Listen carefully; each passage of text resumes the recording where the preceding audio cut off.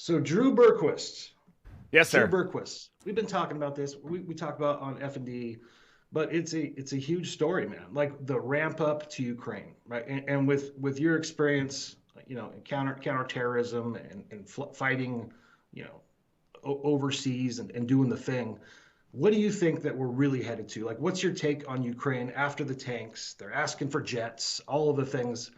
Kick it off with Ukraine. All right, this will be fun, right? So uplifting. Yeah. Well, I think we probably all have the same viewpoint on this, and if you watch the other shows, which you damn well should, you've seen kind of my take on it and Ray's take on it. But look, the proxy war that we've been fighting there, we're very involved. You know, there's more people on the ground than people know about. Some of my former people, some friends who are just doing what they're told to do.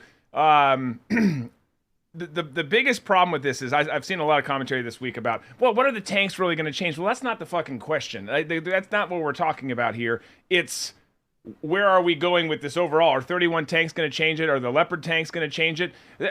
Not necessarily. They'll make some impact on the ground.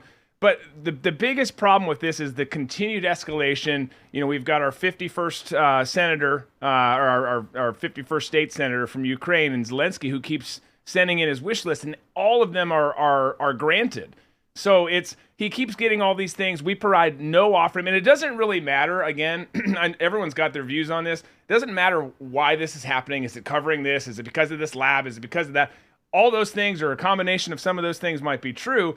But we just keep ramping it up and backing them into a corner. And it's if you know anything about the military industrial complex, you know that they need this to keep happening. It's been a dry season after Iraq and Afghanistan kind of winded down and the global war on terror is winding down. So people got to make that money, and we just keep ramping it up, and assuming that Putin's just going to bitch out and be like, "I'm done," like you guys win. It's just not going to happen that way. So we're definitely going in a horrific direction with this, and people. We talked about the other day that we could talk about this literally for days, but the thing is, for all these people who are supporting it, first of all, they haven't been involved in these kind of things.